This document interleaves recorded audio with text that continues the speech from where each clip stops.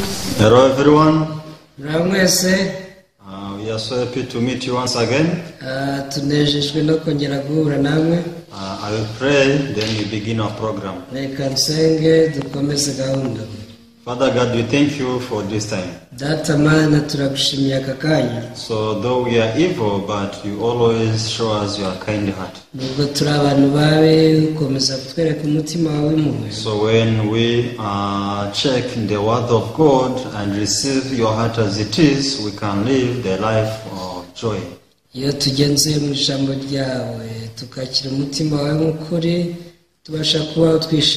Father, allow us to live the spiritual life based on the word of God. So we pray, believing the name of Jesus. Amen. Amen. So I want us to share from the book of Romans chapter 10. Romans chapter 10 from verse 1.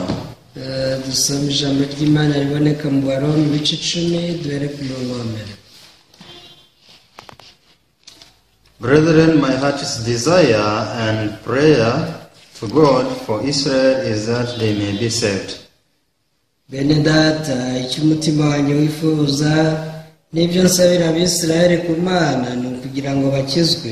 For I bear them witness that they have a zeal for God, but not according to their knowledge.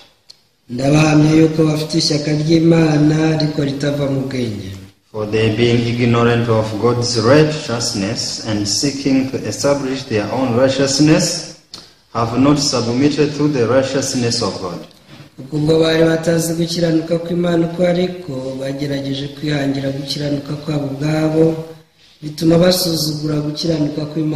For Christ is the end of the law for righteousness to everyone who believes.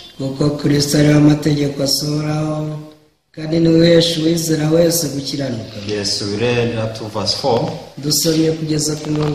So in this world you have natural resources. So we have gold. So when we check the gold, we can see that gold is not something you can make. So it is something which was created by God. So since it was created by God, people, they discover that through the gold they can make many precious things.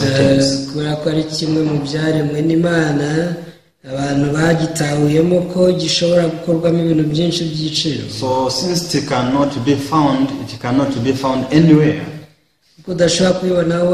And people know that it is very valuable.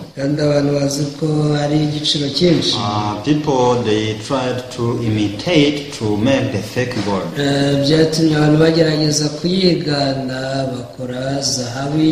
So because people who may not know, they may think that also it is the genuine for gold.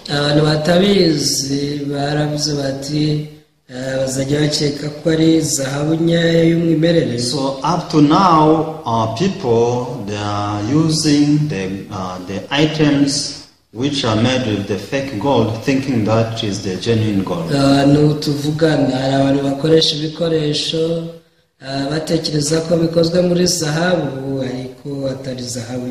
So until you discover that this is not true and this is not the genuine gold, people, they use such items.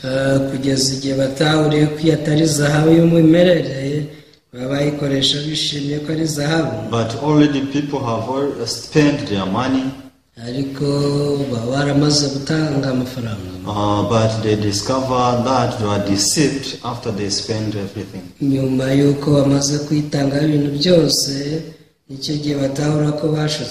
So how can you know that this is a genuine gold? So once you trust yourself, you can call it a genuine one, yet it's fake.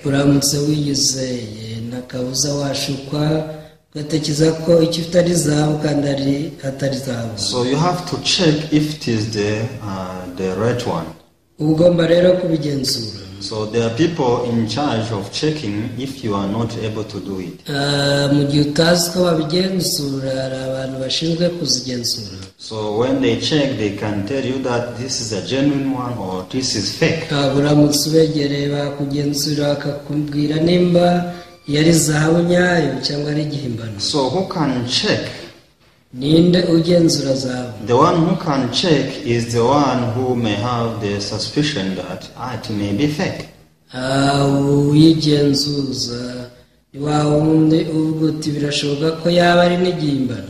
Is the one who knows that there is also a fake gold. There are not only a genuine gold. Umuntu ubizi ko habaho zahabu y'umwimerere ariko bashobora no kuyihimba.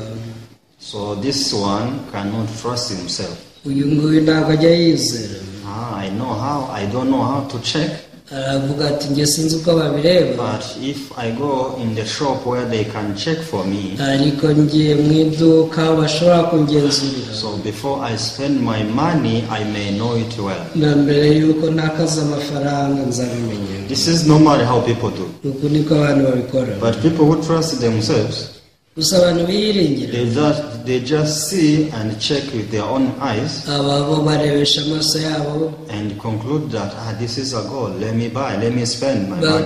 Bakanzura bati ni zahabu reka nyitange amafaranga. But when they realize that it is not the right one, this is not a genuine gold, they regret. Gusa iyo bamaze kumenya ko itari zahabu y'umwimerere yari nyiganano baricuza. So it means there is a gold made by people, but there is also gold made by God. Bivuze ngo hari zahabu icurwa cyangwa igakorwa n'abantu na zahabu y'umwimerere yakozwe n'Imana. So now we are talking about spiritual things. Ariko turi kuvuga ku by'umwuka. Because we are sharing the word of God. Kubera ko twafunguye Bibiliya turi gusangira ijambo. So when we check the Bible, we can see that there are two kinds of righteousness. Iyo ugenzuye Bibiliya ubona ko hari gukiranuka k'uburyo bubiri. There is righteousness made by people. Hari gukiranuka gukorwa n'abantu. But there is also righteousness made by God. Ariko hari no gukiranuka kw'Imana. So when people stand before God having their own righteousness, the righteousness made by man, abantu bahagaze imbere y'Imana bafite gukiranuka k'umuntu, so God cannot accept them.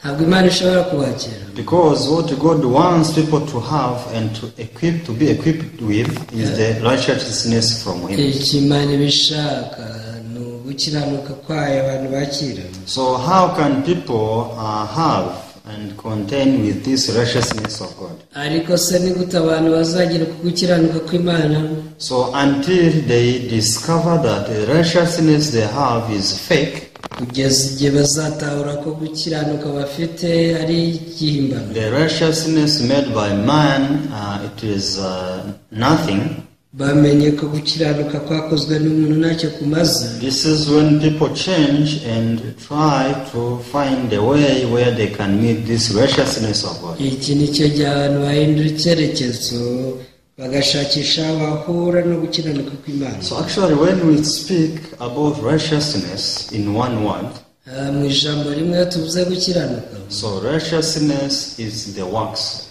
Tuba tuvuze imirimo. So means when you say the righteousness of man, rero iyo uvuze gukiranuka k'umuntu, those are the works of human being. uri kuvuga ku mirimo ikorwa n'abantu. Those are the good works, the selected ones. Ni imirimo myiza rwose y'intoranwa y'abantu. So when people see their own good works, they think that they are righteous. Iyo abantu babonye imirimo yabo myiza bibwira ko ari abakiranutsi. So but our works, the good works of human being, nyamara imirimo yacu, imirimo myiza yacu abantu, these works cannot generate the righteousness which can be accepted by God. Iyi ni imirimo idashobora kutugeza gukiranuka kwemerwa n'Imana. So when we say the righteousness of God, iyo tuvuze gukiranuka kw'Imana rero, we are talking about the works of God. tuvuga ku mirimo y'Imana. So now we have to differentiate the works of man and the works of God. Tugomba gutandukanya gukiranuka k'umuntu cyangwa se imirimo myiza y'umuntu n'imirimo y'Imana. So it means God can only accept human being when we are standing before Him with His own works. Rero Imana yakira umuntu yahagaze imbere yayo yitwaje imirimo y'Imana. So it means once you stand before God, rero uramutse uhagaze imbere y'Imana, you don't need to speak anything you did. ntabwo uba ukeneye kuvuga ibyo wowe wakoze, You only speak the works of God. uvuga imirimo y'Imana gusa. So, but if you start to describe yourself and mentioning about the works you did, ariko utangiye kwitaka uvuga imirimo wakoze, so you are boasting yourself. You are telling God that you are also righteous. uba wihamya uvuga ngo nawe uri umukiranutsi. But we have to read the Bible and check what the Bible says about human beings. gusa tuba tugomba gusoma Bibiliya tukareba icyo Imana yavuze ku muntu. Bible says that there is no one righteous. Bivuga ko ntawe ukiranuka n'umwe mu bantu. When Bible says that there is no one is righteous, iyo Bibiliya ivuze gutyo, it means there is no one who can do good works before mu God. yandi magambo bivuze ngo nta muntu wakora ibyiza mu maso y'Imana. Everyone in the world does evil before God. abo mu isi bose bakora ibibi mu maso y'Imana. So it means our righteousness is not there. bivuze ko gukiranuka kwacu nta kuriho. So when we say that we did this and we did that, ariko iyo uvuze uti nakoze iki nkora na kiriya, so yes, you did it. nibyo That warabikoze, is your standard. kandi rwose ni igipimo cyawe uri But gukoresha. according to the standard of God, ariko ugendeye ku ishingiro ry'Imana, God cannot see your good works. Imana ntizakira imirimo yawe. God cannot consider your good works. Imana ntizita ku mirimo yawe myiza, So your good works cannot allow you to enter the kingdom of God. kuko imirimo yawe myiza ntiyakwemera kwinjira mu bwami bw'Imana. Because people who will go into the kingdom of God, they are the ones who will have the works of God, not their own works. abazinjira mu bwami bw'Imana ni abafite imirimo myiza y'Imana, ntabwo ari imirimo yabo. So this is the reason why I want to share with you this Romans chapter 10. niyo mpamvu nahisemo kubaganirira ku Baroma igice cya 10. When we read this book of Romans chapter 10, we can see the testimony of Apostle Paul. iyo usomye Baroma igice cya 10 ubona ibyo Pawulo ahamya. Who is Apostle Paul? ese intumwa Pawulo ni muntu In the ki? beginning, he was not apostle. bigitangira ntabwo yari intumwa. So in the beginning, he was a person who wanted to go into the kingdom of God with his own righteousness. mbere yari umuntu ushaka kujya mu ijuru ajyanwayo no gukiranuka kwe. So he was thinking that if I try very hard and I keep the law, God can accept me. yajyaga atekereza ngo ndamutse ngerageze cyane mubahiriza amategeko Imana yanyakira. But there is a certain point where he reached and he realized that my righteousness cannot be accepted by God. ariko ahantu yageze aratahura ngo gukiranuka kwanjye ntabwo kwakwemerwa n'Imana. If I compare my works and the works of God, my works are nothing. ngereranyije imirimo yanjye n'Imana yanjye ni ubusa, nta kiryo. So my righteousness is fake. imirimo yanjye gukiranuka kwanjye ni igihimbano. This is when he discovered that I need only to receive the righteousness of God to be accepted. nuko niko yaje gutahura ko akeneye gukiranuka kw'Imana ngo yemerwe nayo. So from that time he started to pray for his people. amaze kwakira yatangiye gusengera bene wabo. These are the children of Israel. ni abana ba Isirayeli. Because when he moved his heart, and he shifted his heart, ubwo we yimuraga umutima we, he was able to look down his people. yatangiye kwitegereza abantu bo mu bwoko bwe, And he could realize that these people, they are wrong. yaje kumenya ko bibeshye. We are wrong. We used to think that we be justified by our own works. aravuga ati twari twaribeshye, twibwiraga ko twatsindishirizwa n'imirimo yacu myiza. These people, they are still trusting themselves. dore bene wacu baracyizera, It is something they don't know. hari ikintu bataramenya. But how can they know this? ese iki bazakimenya bate? How can they discover that only person can be justified by the righteousness of God? bazatahura bate ko umuntu atsindishirizwa no gukiranuka kw'Imana konyine? So this is how I started to pray them. uku niko batangiye To pray for them. gusenga, atangira kubasengera. God, please you change the hearts of the people. arabasabira ati Mana rwose uhindure imitima yabo. They are still dwelling in their own righteousness. dore baracyatuye mu gukiranuka kwabo. But now I have have discovered that you prepared the righteousness of you so that we can be justified by that. ariko namaze kumenya ko duteguriye gukiranuka ngo ariko kudutsindishiriza. You allow them to realize that they have failed in their spiritual life. nabo bemerewe gutahura ko batsinzwe mu buzima bw'umwuka, So that they can receive this righteousness of yours. kugira nabo bakire gukiranuka kwawe. How was the life of these people? ese babagaho ubuzima ki? Actually, the life of these people was not bad, ubundi ubuzima bwabo si bwari bubi, because they used to live the kind life, bajyaga babaho ubuzima bwo gukora neza, trying to obey the law, bagerageza kubahiriza amategeko, trying to appear good in the society. bagerageza kugaragara neza muri sosiyete. They could not harm anyone. nta muntu babazaga, They could keep Sabbath. bajyaga bubaha They isabato, could give offering and tithe. bajyaga batanga amaturo bagatanga n'icyacumi. They had dedicated themselves to the work of God. ubuzima bwabo bari barabuhariye Imana, So this is how they used to live. niko babagaho. But still, Apostle Paul was seeing them as people who are not saved. ariko nubwo ngubwo intumwa Pawulo yabonaga nk'abantu batarakira agakiza. So I don't know if people who go to church, they think about this. ntabwo nzi nimba bajya mu nsengero bajya batekereza ko iki kintu. You see, Apostle Paul is saying how these people they used to live. bavuga bati dore intumwa Pawulo bagaragaza abantu uko babagaho. These people, they have the zeal of God. ni abantu bari bafite ishyaka They ry'Imana, have the zeal of the work of God. bari bafite ishyaka ry'umurimo w'Imana. It is not that they are living their own life. ntabwo bivuze ko biberagaho ubuzima bwabo uko They bishakiye. are not busy for their own business. nta nubwo bari bahugijwe n'urutundo They rwabo, are only busy for the work of God. babaga bahugijwe n'umurimo w'Imana. But Apostle Paul is saying these people, they are not saved. ariko intumwa Pawulo bwata abantu ntibarakira agakiza. It is somehow strange. ibi ni ibintu bidasanzwe. They are living the godly life. babaho ubuzima bwo kubaha Imana, But how come they are not saved yet? ariko se kuki batarakira agakiza? So, but how are they thinking? hasi ubundi babitekereza So bati. these people, they are not thinking that we are not saved. mu by'ukuri bo ntibatekereza ko batarakira agakiza. In their thoughts, they are thinking that we are saved. baba bafite ibitekerezo bibabwira ngo natwe twakira agakiza. So this is a problem.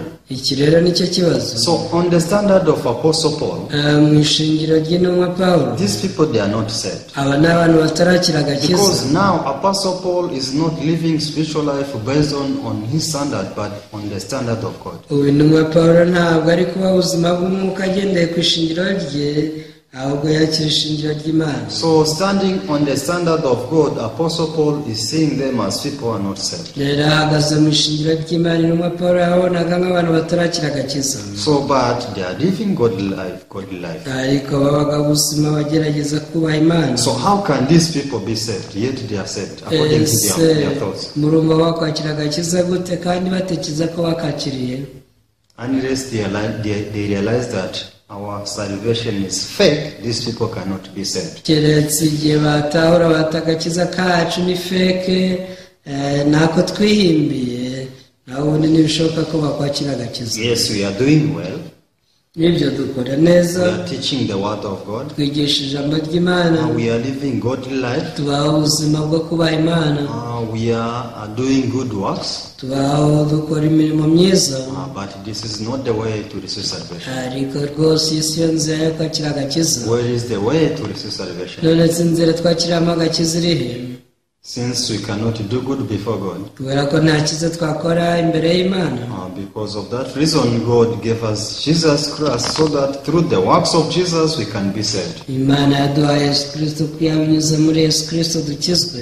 So only the works of Jesus can take us to God. rero imirimo Yesu yadukoreye yonyine niyo yatujyana mu ijuru. We cannot stand before God because we gave offering, because we preach the gospel, because we are living the godly life. ntabwo twahagarara imbere y'Imana kubera ko dusenga, tubaho ubuzima bwo kugerageza kubaha Imana cyangwa se dukora imirimo myiza. We can only be received by God through the works of Jesus. icyatuma Imana itwakira ni imirimo ya Yesu Kristo gusa. Actually, the works of Jesus, that is the righteousness of God. ubu ni imirimo ya Yesu Kristo, niko gukiranuka kw'Imana.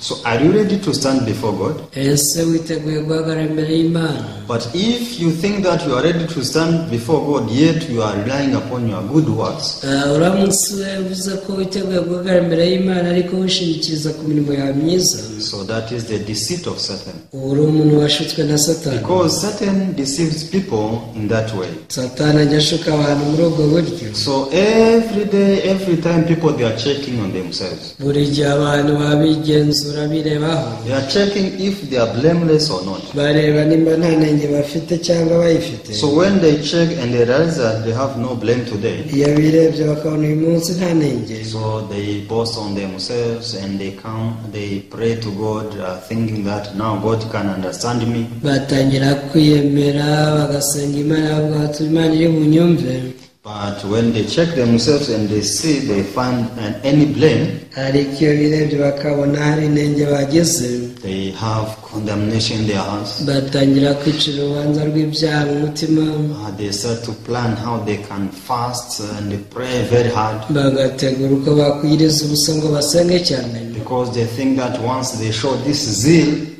to God, God can be happy with them. Batekereza ko nibereka Imana iri shyaka bafite ryayo, Imana izabinezererwa. Yeah, praying is good. Gusenga ni byiza. Going to church is fine. Kujya ku rusengero ni byiza. Giving offering tithe is good. Gutanga amaturo ugatanga icyacumi ni byiza. Preaching the gospel is fine. Kubwiriza ubutumwa bwiza nabyo ni byiza. But those are not the works which will allow you to stand before God. Rwose iyo mirimo izatuma winjira mu bwami bw'Imana. The works which will allow you to stand before God, imirimo izakwemerera guhagarara imbere y'Imana, they are only the works of Jesus. ni imirimo Yesu yakoze gusa. So do you know the works of Jesus? None mwamuzi imirimo ya Yesu? So the works of Jesus is dying Yesu umurimo yakoze ni ugupfa and resurrected. no kuzuka. So Jesus allowed to die.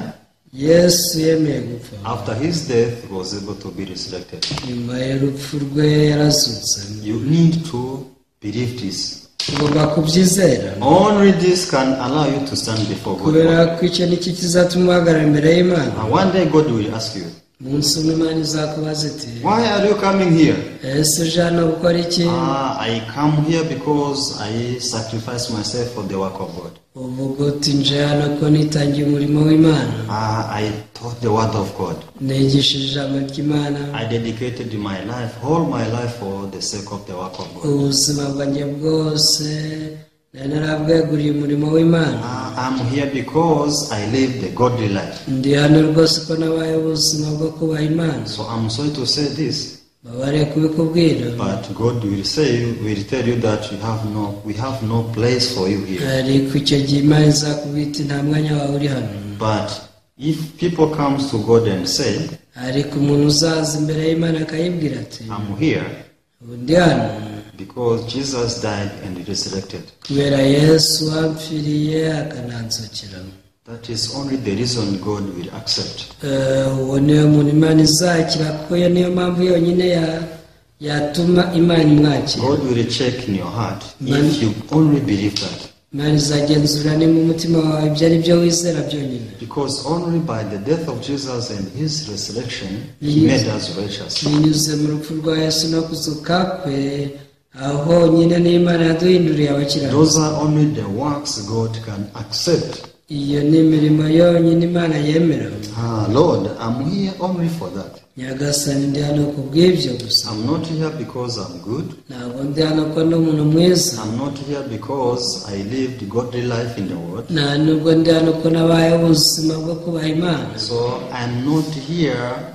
I'm here not because I love you. Si nuko ngukunda Mana. I'm here only because Jesus died for me and resurrected. Ahubwo nuko Yesu yampfiriye kandi akazuka. So this is only the reason for God to accept you and me. Iki ni cyo kizatuma Imana ikwemera nanjye ikanyemera. But what are these people busy for? asaba bari bahugijwe n'iki They are thinking if they are not preaching the gospel, baba bati tutabwirije God cannot accept them. Imana ntiyatwakira If they don't dedicate their life for the sake of the work of God, duteguriye ubuzima bwacu umurimo w'Imana God cannot accept them. Imana ntabwo yatwakira If they don't do good works in the society, God cannot accept them. tudakoze imirimo myiza mu muryango mugari tubayemo Imana ntizatwakira If we don't keep the law of Moses, God cannot accept us. nitutubahiriza amategeko ya Mose rwose Imana ntizatwakira This is what is in the mind of these people. ibi nibyo batekerezaga This is the sign showing that these people, they trust themselves so much. iki ni ikimenyetso cy'uko bari abantu biyizera cyane But to them, they think it is the way to trust and to believe in God. ariko bajyaga batekereza bati ubu nibwo buryo bwo kwizera Imana But that is not true. ariko si byo I don't know the preacher you have met so far. ntabwo nzi ababwiriza wahuye nabo kugeza ubu But if any preacher tells you that you have to do well for you to be accepted by God, this is the false preacher of the gospel. ariko nihagira umubwiriza ukubwira ngo ugomba gukora ibyiza kugira ngo Imana izakwakire kujyane mu ijuru ujye umenya ngo ni umubwiriza w'inyuma. So here Apostle Paul had realized that only the righteousness of God can make me to stand before God boldly. Ani intumwa Pawulo yaratawe ati gukiranuka kw'Imana niko konyine kwatuma mpagarara imbere y'Imana nshize amanga. When we read verse 2, Bible says, "For I bear them witness that they have a zeal for God, but not according to the knowledge."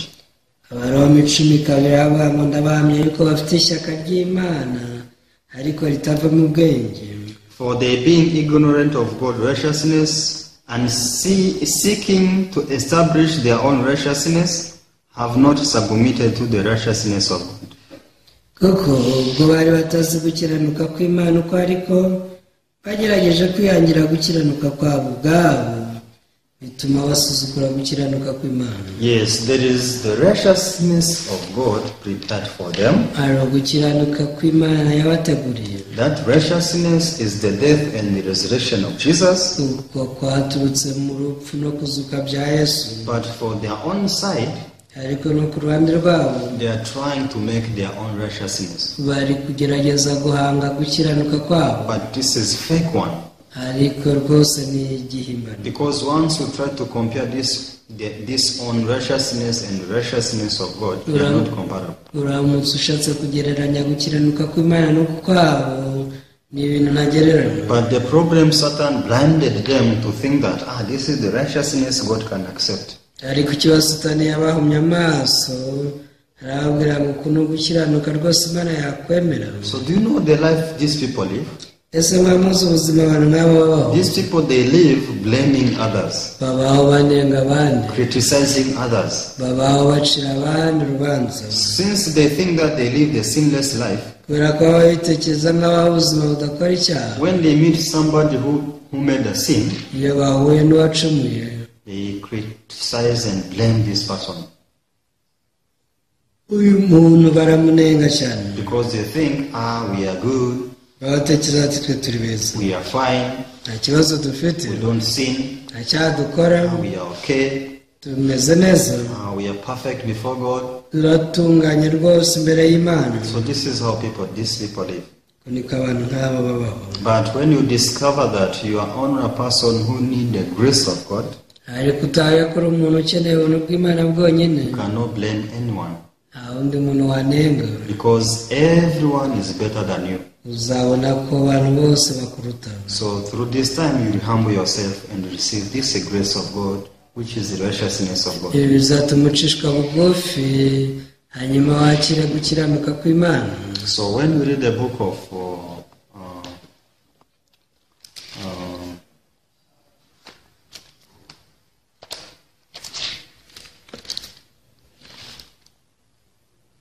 Revelation, the book of Revelation, chapter 3, yesu igitabo cy'ibyahishura ibice bitatu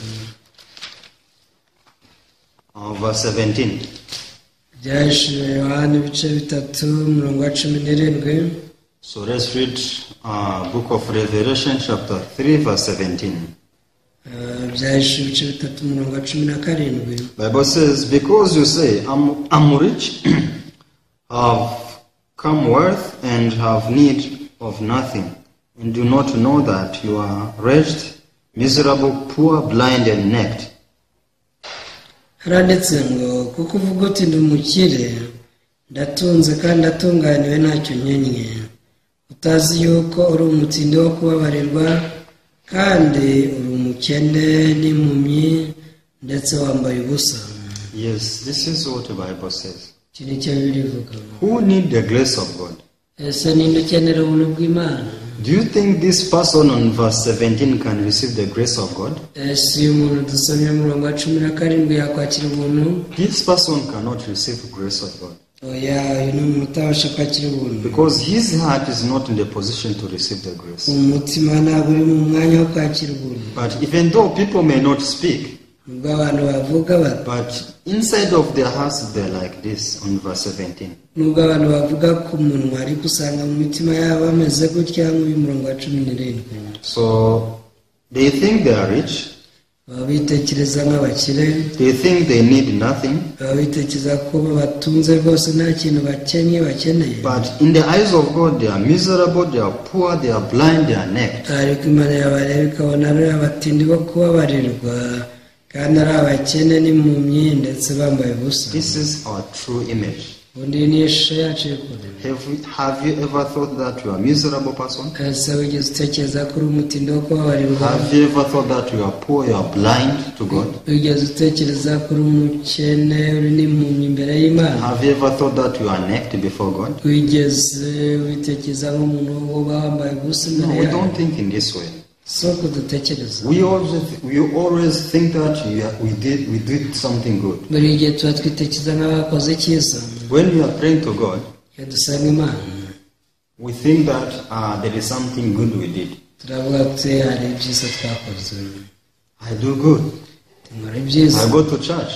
I don't skip service. Njya mu rusengero, sinjya nica amategeko. I'm doing my spiritual life well. Mba ubuzima bw'umwuka neza. But please remember that to God you are like this on verse 17. Ariko ndakwinginze ujye uzirikana ko imbere y'Imana umeze nk'uyu muntu uri mu murongo wa 17. So this is me, this is you. Ibi ni wowe nanjye. We need the grace of God. Turi abantu bakeneye ubuntu bw'Imana. When you realize that you are miserable, a person who is miserable, Nutahura ko uri umuntu uteye agahinda, doing your spiritual life alone is a miserable life. ukamenya ko kuba ubuzima bw'umwuka uri wenyine ari ibintu biteye agahinda. You are poor, you are naked.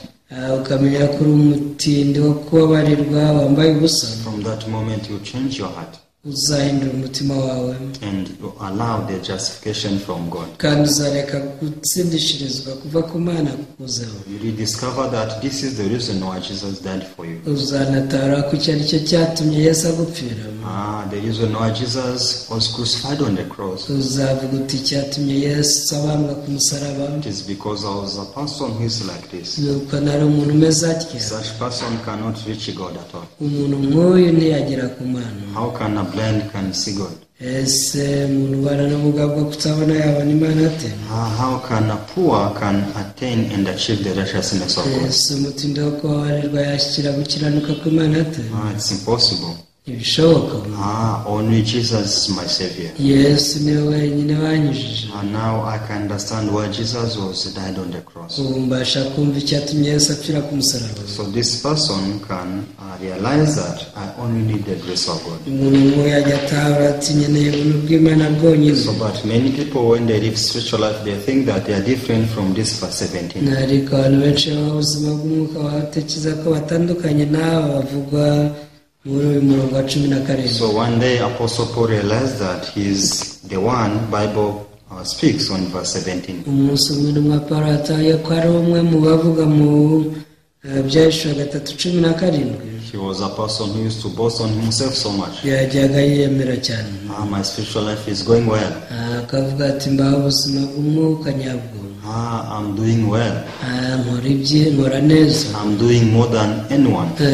Nkora ibirenze by'abandi. I have kept all the law. Amategeko narayubahirije. So God will accept me, however. Nakabuza Imana izanyakira. But one day, nyamara umunsi umwe when he discovered his true image through the Bible, ubwo yatahuraga ishusho ye binyuze muri his bibiliya heart was crumbled down. umutima we rwose waratenebutse When his heart came down, umutima wacaga bugufi so automatically the righteousness of God came to him. ako kanya gukiranuka kw'Imana kwamujemo. So it is impossible for water to climb the mountain. ntibishoboka ko amazi atemba azamuka umusozi. So likewise, when our hearts are very high, iyi mitima yacu iri hejuru, when our hearts are very high to God, iyi mitima yacu iri hejuru ku Mana, there is nothing God can do for us. nta kintu Imana yabasha kudukorera. Why? But when we realize that we are arrogant to God, ariko iyo dutawe ko turi abibona imbere y'Imana, so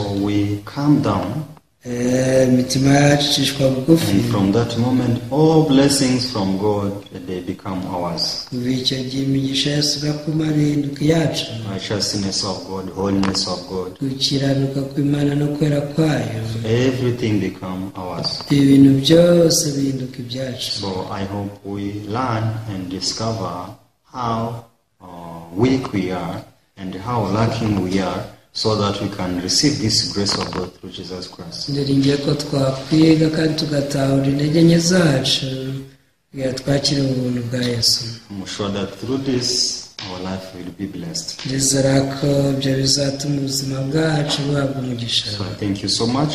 ndabashimiye cyane. May God bless you. Imana ibahe umugisha. I pray. dusenge. Father God, we thank you. data Mana, turagushimira. We could see that through the Bible, you showed us our true image. tubona ko binyuze muri bitwereka ishusho yacu y'ukuri. So the reason why you showed our true image in this way, kandi icyatumye duhisha ishusho yacu nyakuri, because you want us to stand on your side so that you can work for us. ni uko ushaka ko tuza mu ruhande rwawe ngo abe ariho kudukorera. So once you are working for us, everything will go fine. mu gihe dukoreye ibintu byose bigenda neza, But there is the deceit of the devil. ariko hari ibishuko bya Satani. When we receive the deceit of the devil, we hold ourselves. iyo tubyemeye turigundira, We stand alone and we try to do everything by ourselves. tugahagarara turi twenyine tukagerageza kwikorera ibintu byose. That is the reason why I keep on sharing the word of God, so that we can realize our weakness, niyo mpamvu dukomeza gusangisha umuryango dutahura intege nke so zacu, that we can discover this deceit of Satan, how it is working in our life. dutahura imitego ya Satani uko ikorera mu buzima bwacu. So we thank you so much. turagushimiye cyane, We bless you. turaguhimbaje. We pray everything in the name of Jesus. dusenze byose mu izina rya Yesu. Amen.